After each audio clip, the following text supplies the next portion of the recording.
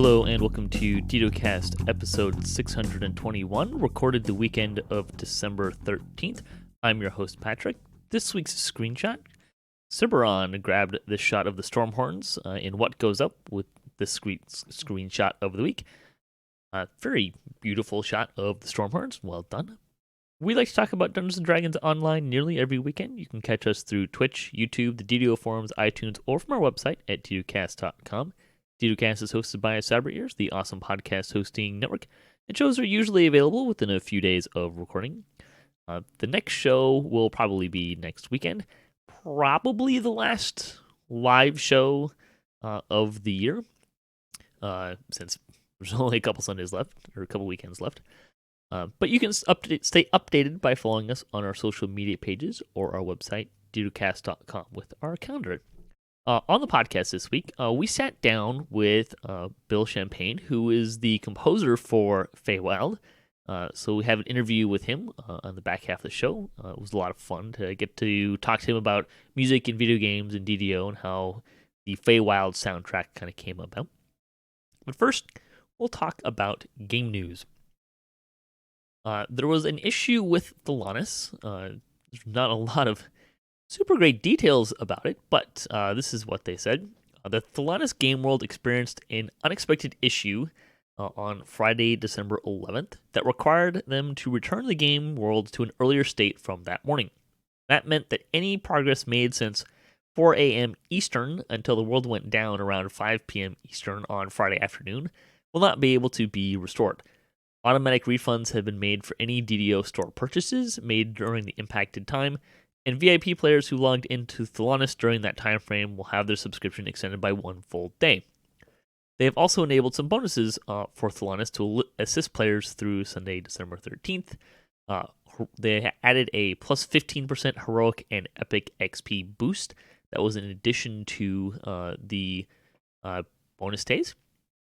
There's also a plus 10 treasure hunter boost, plus 10% Reaper XP boost, and double daily dice XP, as well as guild renown plus 10%. We deeply apologize for today's issue and will work to ensure this situation does not occur again. I didn't really see any information about what caused it, but that's what's going on there, what the issue was. Kind of some mixed reviews. Some people found the bonuses to be acceptable. Probably most people that I saw commenting on the forums, at least, were super not happy with the rollback, which is understandable. The usual concerns about, well, great, I could play Friday during the day, but I can't play this weekend, so I just lost all my progress. I saw a couple people asking and not getting responses about I transferred my character from hardcore during that time frame. What happens there? So some stuff like that. We also got update 48.2 this week, which was released on Wednesday, December 9th. For augments, items found in random loot via end rewards or chests will now display their augments immediately. You used to have to log out and back in to get them. Items in your character bank with empty slots will now display their augment slots without requiring you to log out and in again with them in your inventory. Items in your shared bank with empty slots will now display their augment slots once you move them into your inventory without requiring you to log out and back in again. Items that you remove legacy augments from will now have their empty new augment slots display immediately without requiring logging out and logging in. And all sources of pre-slotted augments have been removed from the game. Steelstar commented on that specifically. New copies of the items will not drop with augments in their slots, but are otherwise unchanged. Where they had slotted augments, they will now have empty slots. They ran into significant implementation problems when trying to configure these legacy items to work with the new pre-slotting tech. While they would like to have kept those in place, wanted to make sure that the new augment system works consistently game-wide, and that meant removing the pre-slotted augments from these legacy items. The good news there is that there's not really any augments. There's nothing unique in those augments, right? They're just standard. Some of them are skill bonuses. I think there's a water breathing one in Two-Toed Tobias, that kind of stuff. So, additionally, I kind of like this change myself, just because it makes that stuff easier to feed to sentient items, which you couldn't do with because there was augments in them, which is kind of annoying. So, many augment tooltips have been corrected. The effects of the insightful dexterity and constitution augments have been unswapped, which is great for everyone who didn't put insightful dexterity to get insightful constitution in their items. So, Master's Gift is now bound to account. That's the 5% XP boost augment. It had been bound to character for many, many years since its inception, but there were ways around that, shall we say. But now it's just bound to account, which makes that easier. The Vitality plus 20 augment is now in the reward list for Tapestry turn-ins. That was probably one of the few augments that had a place where people tended to get an item for it, and of course that relates to them taking augments out of items when they are created. Unslotting a Deconstructor Legacy augment that was in a purple slot no longer switches the resulting augment slot to orange, and vice versa. I don't know if that means that they will undo that the incorrect changing. There may be people running around with orange slots where they're supposed to be purple. I don't know. That'll be kind of interesting. And the Spring Feywild set has its bonuses corrected. There were some adjustments in the Feywild landscape to reduce some dungeon alert. There were also in Heroic, hit points were reduced on most elite monsters. Hit points were also reduced for pixies, sprites, pseudo-dragons, and most caster mobs. That would be for the other difficulties as well. They did, however, increase hit points for giants and woodwoads. It's a little bit of balancing there. Makes sense. Those are the bigger things out there. So, melee damage has been reduced on a few Feywild monsters. And Frozen Guard armors in a Frosty Reception now take 150% damage from fire. And based on what I've heard, this has resulted in Feywild and Heroics being a little bit more balanced. More what you would expect based on other content at that level, and less of a OW experience, as it were. Hardcore transfers. Characters transfers from the hardcore server have returned. They will remain available through January 3rd, 2021. This is your final opportunity to transfer characters from the hardcore server. Assuming that they don't turn them off again. They got a 2-month extension on characters hanging around on hardcore. Still no word on when hardcore will come for season 4. But I'm kind of guessing not until February at the earliest. Bonus days for the weekend. 5% heroic XP. Actually through December 16th. So a little bit longer than normal. A couple days longer. And VIPs will also get a 5% XP boost through December 13th. Store news, you can advance your alt. You can get 20% off of Tomes of Learning, select low-level adventures, +2 ability tomes, and character slots through December 17th. And week 2 of December deals, 35% off of Alchemist, 50% off of Tiefling Scoundrel Iconic, Jeweler and Sentient Toolkits, and 75% off of the Evening Star Challenge Pack. So if you don't have the Evening Star Challenge Pack, now would be a good time to get them. Although I believe most of the Motu packs that you would buy do come with the Evening Star Challenge Pack. So if you already have done that, most people probably already have the Evening Star Challenge Pack, to be honest.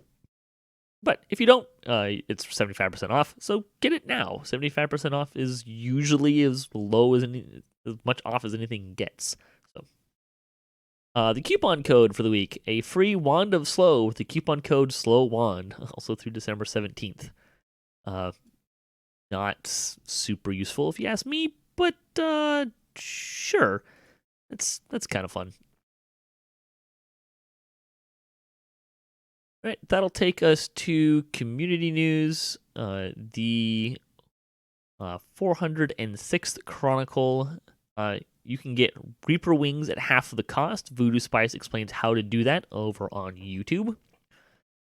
they are, if you haven't bought them before, they are quite expensive. They also do not persist through reincarnation, so it's a great way to spend a lot of platinum.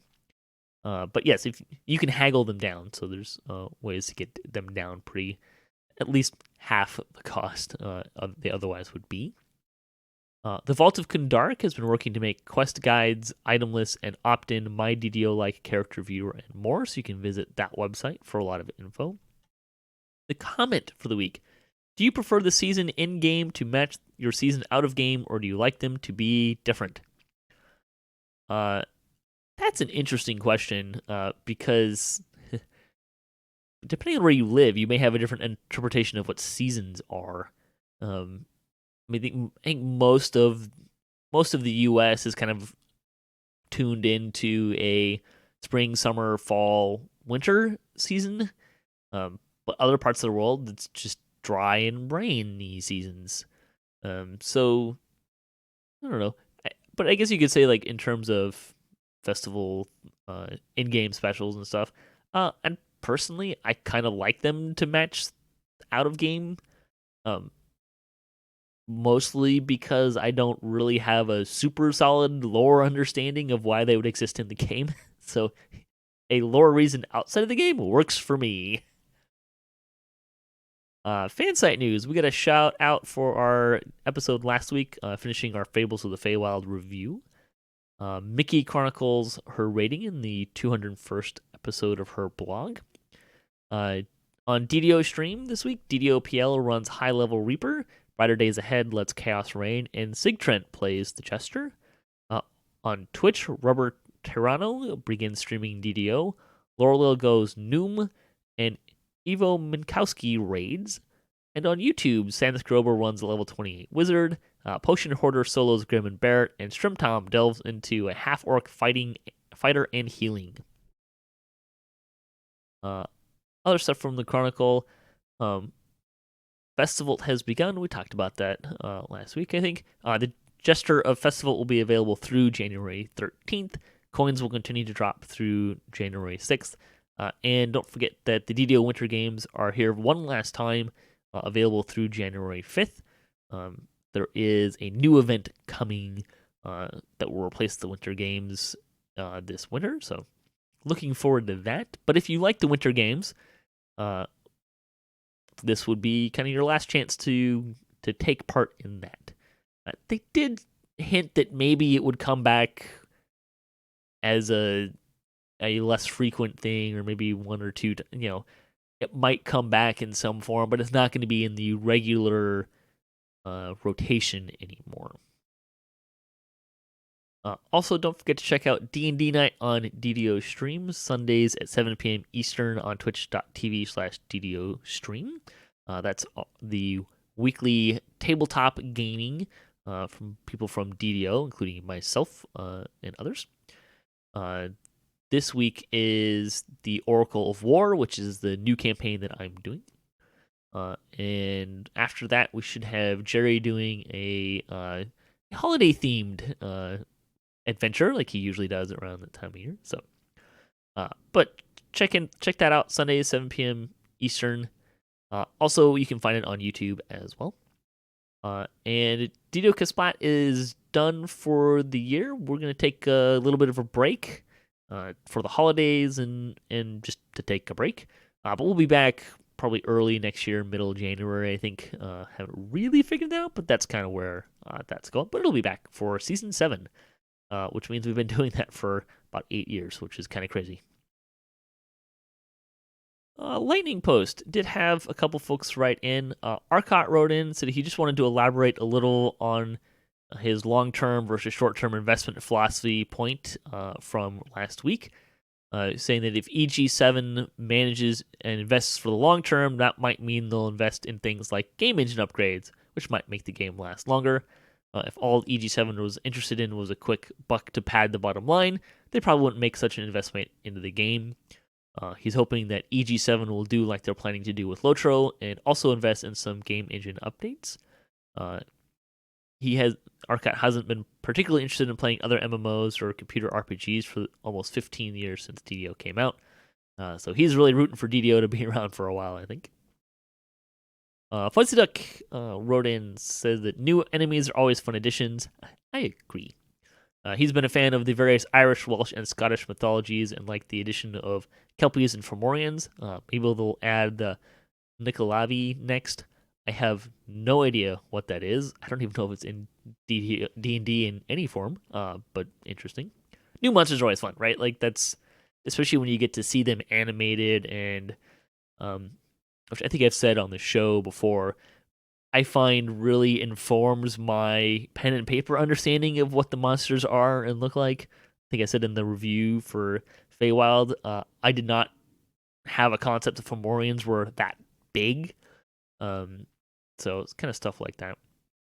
Fuzzy Duck continues. He definitely far prefer the mix and match approach for item sets. Sure, Sharn sets have an individual power, but there's a lot of space for more interesting and unusual options too, whether as item, augment, or filigree sets, letting you add stacking Shatter Mental on melee range and spell hits, or a chance to apply the Healing Curse from Fists of Life. There's that helm with the Crown of Summer, which is a favorite soul enhancement, which is cool. So let's put a couple more things like that in. Think the thing with the stuff like the dull daggers upgrade mechanism is, while a fun thing in and of itself, unusual things like that are also a way of testing and practicing for things that can use the same mechanic further down the road. Example being Stormhorns, when it was released, had the red dragon recognizing and responding to red dragon scale armor you had equipped. Approximately a "How dare you come before me wearing the remains of my kin," and skip to fighting. Yeah, that's some fun stuff. I do kind of like when they have it in there and the Easter eggy things. The Dual Dagger is still like this esoteric rigmarole to activate it, so I'm still not sure exactly how I feel about that. It's neat and interesting, and I think a lot of people like the mystery and the figuring it out aspect. Particularly in DDO, kind of has a history of that puzzling aspect. So they used to do that a lot more on the forums, or have some puzzles they would throw out there for teases and information. I haven't done that in a very long time. So Fuzzy Duck also says doesn't like the whole thing of needing 3 copies of an item to make a Soul Forge augment, breaking items down into a single interim ingredient, then combining 2 of those interim ones with 1 copy of the item. Required to be a specific augment would be a good compromise, maybe. But that might kind of knock out the giving nature of raid loot, as it were. All right. Well, thanks for listening to the show this week, and thanks to Bill for joining me for our interview with him.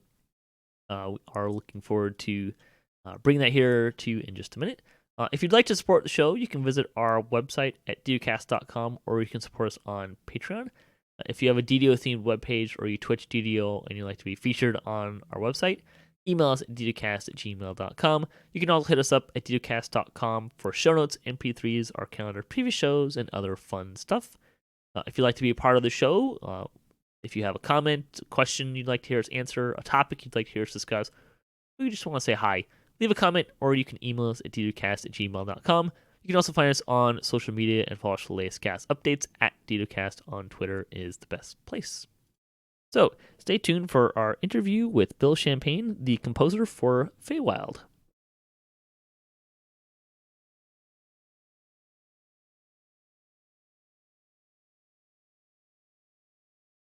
All right, hello and welcome to our interview with Bill Champagne, the composer for the music from the Fables of the Feywild expansion. Hello. Welcome. Thank you. Thank you. Pleasure to have you here. And yeah, so you wrote. Well, Bill, why don't you kind of introduce yourself? Give us an idea of who you are. What do you do at SSG? And maybe kind of touch on a few other things that maybe you've done, because you've done music for Fables of Feywild. You were, well, just kind of go into that stuff. We'll go from there. Yeah. Yeah. So I started back with Turbine in 2008 as a tester on Lotro. I've been testing Lotro ever since. Now I'm the lead tester there. So yeah, so when we moved over with SSG, I came over too. and I started writing music for Lotro back in, I want to say, 2014 or 2015. Um, and from update 22 on, which is like 2017 or 18, I've been doing all of the music there. Um, Last year, I had my first chance to do some DDO stuff. I did a few tracks for Sean. Um, One of them was like a jazz noir type thing. Another was sort of an industrial type number, and then this other one was sort of a Copeland-esque, um, just brassy fanfare thing. Um, and yeah, so earlier this year, I think back in January, they were happy with the work that I had done on Sean. Um, and it's always easier to keep things in house. Um, so they wanted to see if I wanted to write for Feywild. And it appealed to me because they said that they really wanted to have a Tchaikovsky feel, and Tchaikovsky's long been one of my favorite composers. Um, so for me, it was a very exciting thing to actually sort of dive into this. So yeah, I mean, I'm still relatively new to the DDO world, not having really tested it much. I mean, I think the last time I actually tested it was back in like 2008 or nine, um, back when they were trying to do a whole initiative to make the game faster to download and stuff. So yeah, it's a brand new world to me, but it's one that I'm excited to get into. So. What do you enjoy about creating music? Um, it's interesting because the creative process itself isn't always that fun. Um, there is a certain sense of accomplishment as you're writing stuff, but it's really the end goal of having a piece that you've written, and being able to see how it functions, how it works, um, what sort of feel it gives to the game. For me, that's the rewarding part. Everything up till then, I mean, it has its ups and downs, but it's not always just like, oh yeah, it's writing music and it's fun. Um, there's definitely aspects to it that are fun, but by and large, like it can be stressful work. Um, but seeing the end result definitely is the thing that I enjoy the most. There was I'm remembering a quote from a writer. I think his name is Max Landis, but it's something along the lines of uh, being a movie writer is not just writing a script, right? Like anyone can write a script. Right. It's really about being a writer, and I imagine this is probably true of being a composer as well. It's really about being able to tweak your baby to fit what the director and the needs of the project are. Right. And I mean, that's the thing because I like to think of myself as a perfectionist. I mean, obviously, you can write anything and just say, okay, yeah, well, I wrote this. Um, but to really put a lot of care into it, um, to really tweak everything to make it exactly what you want it to be, um, yeah, it's a lot of menial work. Like honestly, a lot of the work I do on a track, like once you've actually composed it, so much of it becomes just taking a bunch of notes and tweaking things to be the right lengths, um, just to make sure that everything's exactly the way you want it to be. And yeah, I mean that isn't always a good time, um, but it's what you have to do to get to the result that you want. So, So, what do you see as the role of music in video games? um, I have really conflicting thoughts on this, because I, I mean, I've been playing games since the late 80s. I grew up listening to NES and SNES stuff, and that to me is some of the greatest music ever written. And music had a much different sound then than it does now. It had a different role then than it has now. Um, and there's been a trend in recent years, and I don't put down modern scores in any way, because a lot of my favorite scores are from recent years. Um, but video game scores have become almost like film scores at this point. Um, and you're really just trying to set the mood rather than giving people something memorable to listen to. So it's not about writing catchy themes like Mario or Legend of Zelda or Pokemon. You're just trying to basically make it so that whichever zone you have to write for, you're really bringing out the best of it with the music. I imagine it was probably a lot simpler, or maybe not. But back in the day, those the NES, Super NES, Sega games that they couldn't fit as much musical information in there, right? Like, Oh yeah, no, I've tried to write some 8-bit stuff, and it's incredibly difficult because you just don't have the same palette that we have now. Um, they had only, I think, 3 tracks to work with plus a percussion track. Um, and you had to really know how to get the most out of it. They didn't have full orchestras or realistic orchestral sounds. Um, they basically just had to make everything catchy, and that's a tremendous skill. One that I certainly wish I had.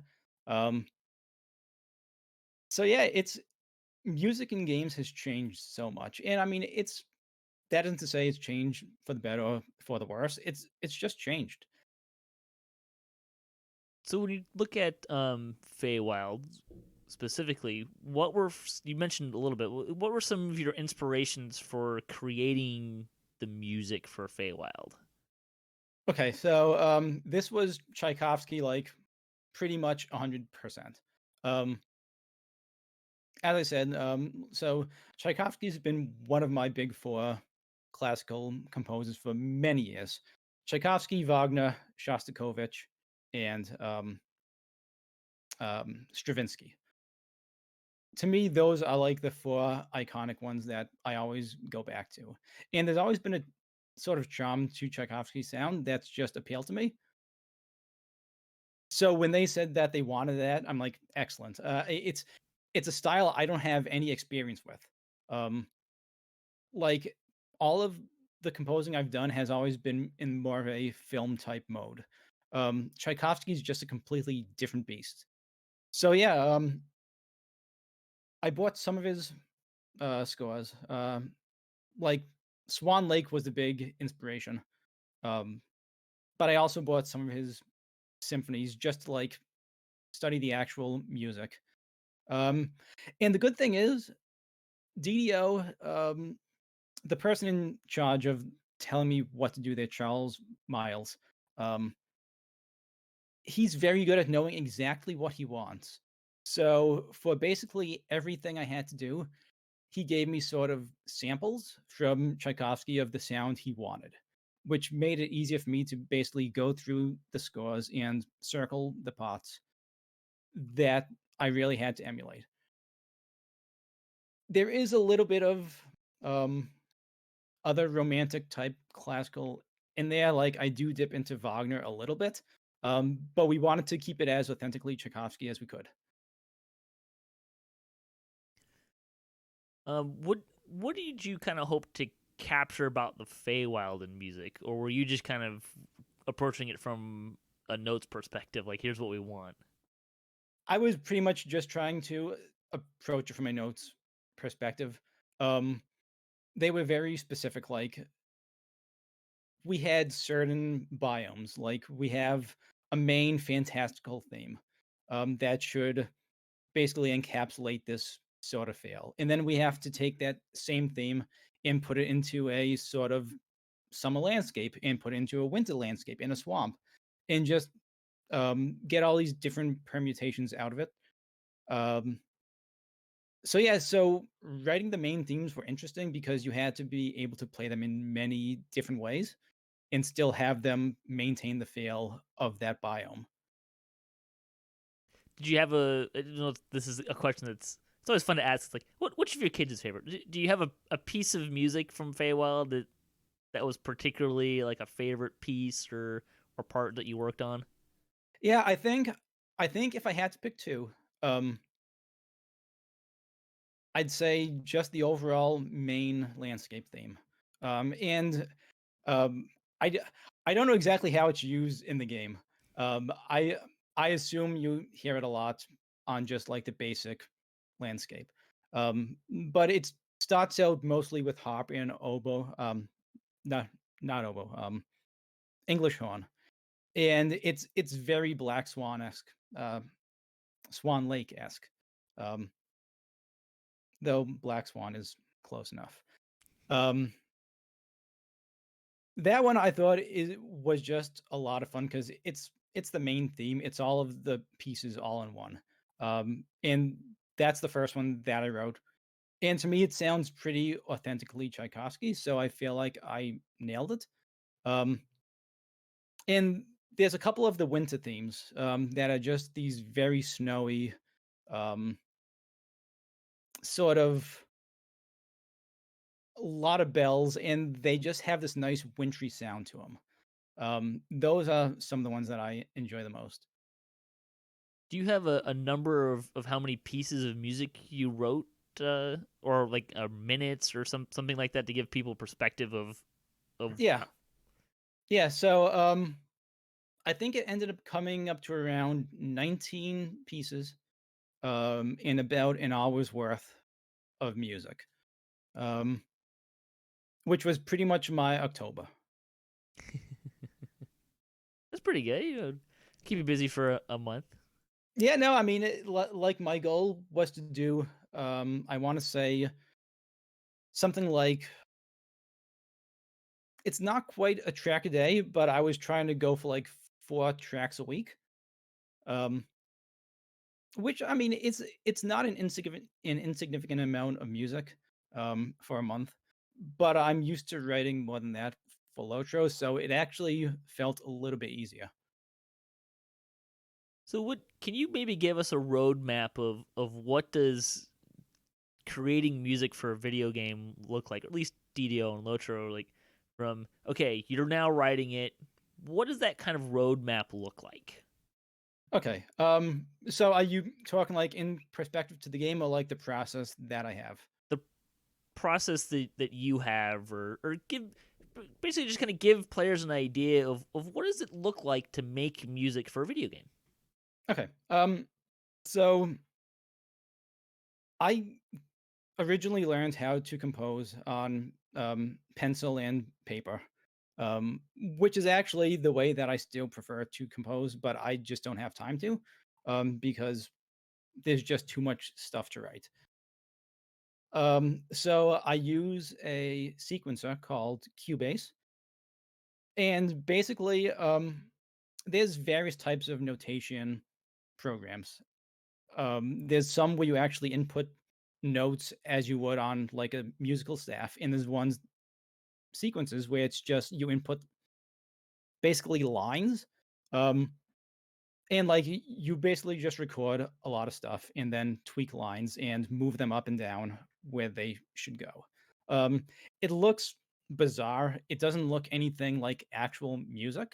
But if anyone's ever seen a sequencer before, it just looks like rows and rows of pink lines or purple lines or blue lines.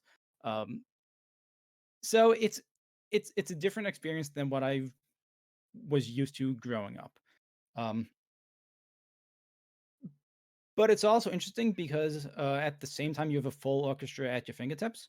Um, there's a whole bunch of programs that we use, um, sample in, sample instrument libraries, and they basically have any sound you could want. And there's a whole bunch of different ones. I have like 3 or 4 different ones just for various strings and brass and woodwinds and basically every section of the orchestra. And yeah, you basically have an instrument for every single one that you need, and you plug in a sound for each one. And then what I'll do is I'll come up with the melody first, and the harmonies, and just come up with a quick 2-line sketch of what the entire piece will be. Once I've actually composed it, then I'll go through and I'll fill out the rest, which is the orchestrating phase, and I'll take all of the parts from if I record it in strings first, I'll take those and say, okay, I want this melody in the flutes and the oboes and maybe a solo horn. And then I'll go and I'll cut and paste things and make sure that everything lines up right. And then I'll say, okay, well, maybe I want some harmonies in the trombones or clarinets. And I'll go and I'll basically flesh out the entire orchestra. Um, and then once I've done that, I will basically take all of the parts, instrument by instrument, export them into another program where I then go back and mix it. And then once I've gotten the balance right, I'll bounce it down to one track and then go through the whole mastering process. Um, and yeah, I mean, the composing part is usually the quickest part. It doesn't usually take more than an hour to an hour and a half to write a piece, depending on how long it is. Um, the orchestration phase can take anywhere from 2 to 5 hours, and then to mix and master it, it's maybe another hour and a half. So you're trying to do, like, a track a day. Um, and then, yeah, once you finish one, you move on to the next one. But the way that I actually prefer to work is to compose a piece and put it aside. And then the next day, I'll go and I'll orchestrate it. Um and then the day after that, I'll mix and do the rest of it. So that I'm coming at it each day with fresh ears, and I've kind of put myself a little bit of distance so that I can actually like judge it better. I hate to like do just one track in one day and just be done because then I don't have any sort of sense like, oh yeah, like this was good yesterday, but now it's not. So every day I'm doing one piece of a piece, if that makes any sense. Sure. So what part of that process? How much are you getting feedback from your boss or whoever's kind of looking and trying to fit all the pieces together, as it were? Like It's how does the process start to work when you start interacting with the other members of the team? Kind of. right. Um, so it's actually completely different for both games. Um, with Lotro, I have virtually no oversight on what I can do. Um, they just tell me what the update has, and I decide how many tracks we need. I decide what it's going to sound like. I mean, I'll ask for a couple of buzzwords just for the zone to say, okay, yeah, it has to have this sort of sound. But by and large, I just go off and do my own thing, and nobody actually hears it until I've put it into the game. Um, and luckily, I haven't had anyone say yet, like, "Oh yeah, like that just doesn't work." Um, they trust me, and they know that I can give it the sound that it needs. Um, DDO has a much more specific idea of what they want, um, and they have a much more diverse soundtrack over the history of the game. Like they've from what I've heard, they've hit almost every type of genre that you can have.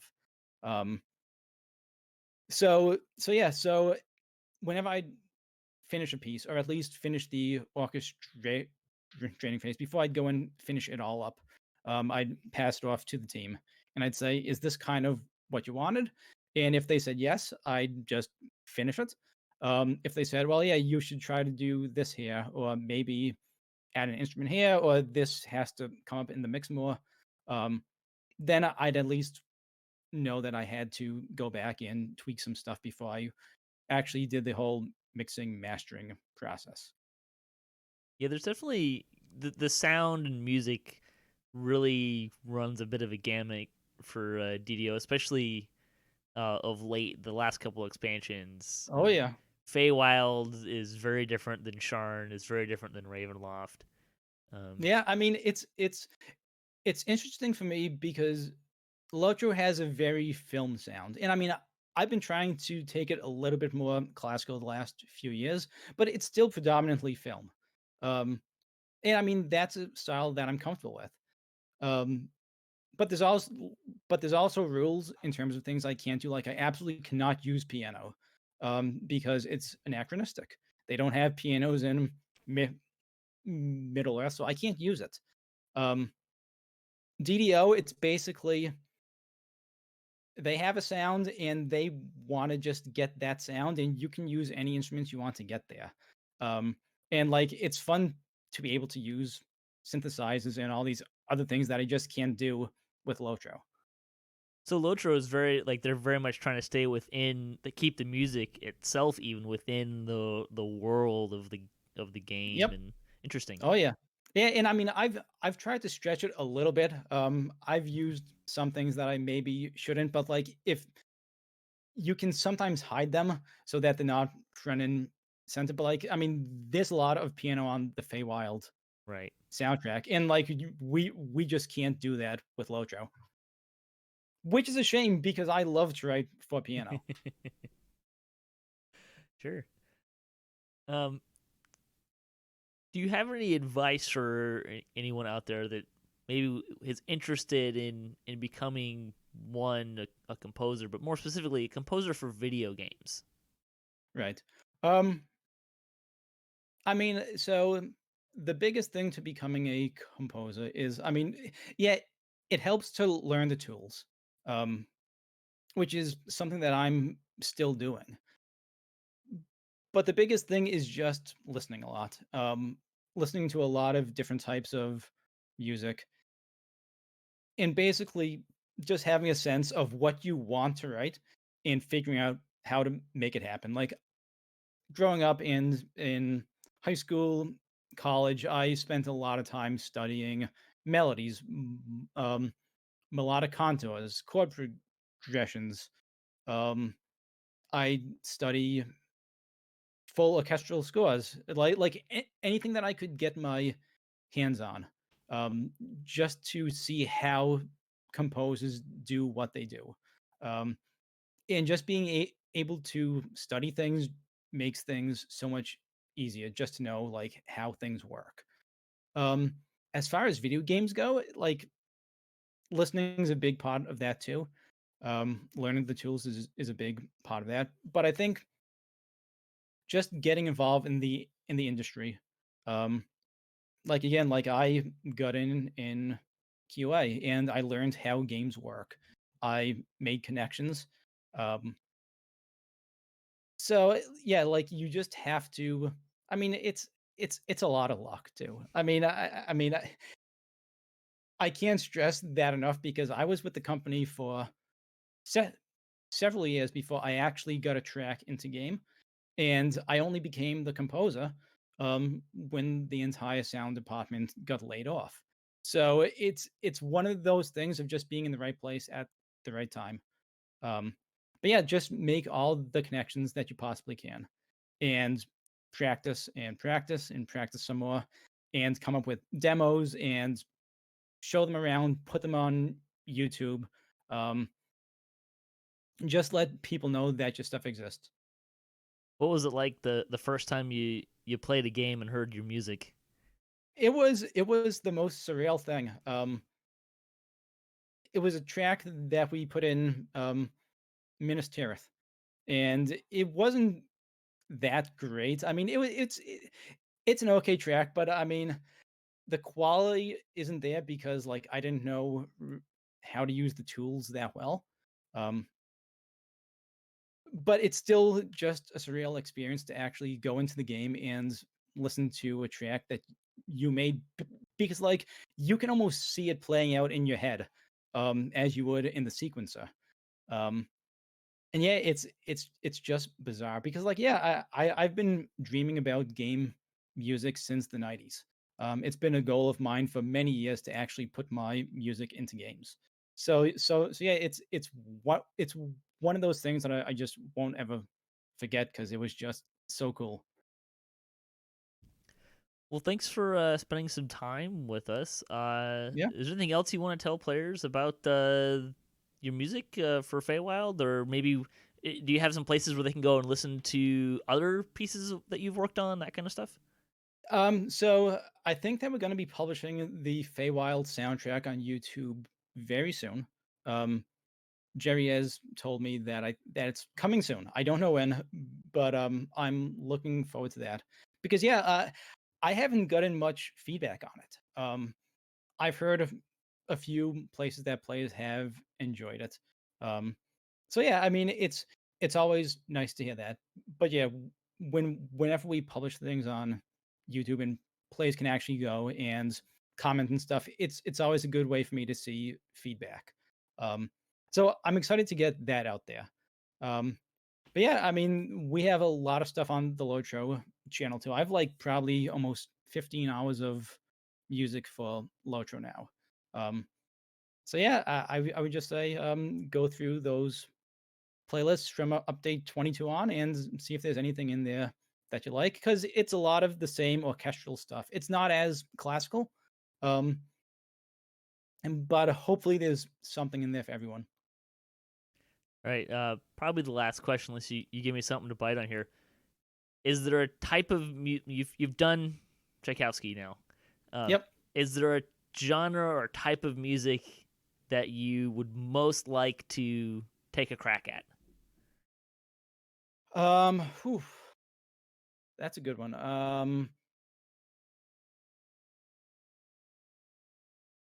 Off the top of my head, I mean, I would love to really do like chiptune stuff. And I mean, like I I know that won't ever happen in an online game.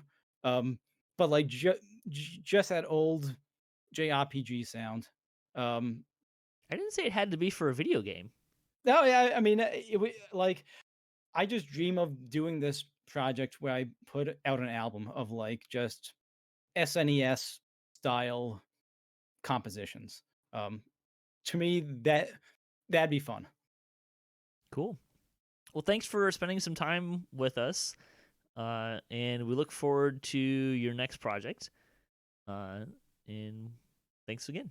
Yeah, thank you so much for having me. I hope that you've enjoyed listening to Feywild and that it's enriched the gaming experience. Yeah, thanks again for having me. Yep.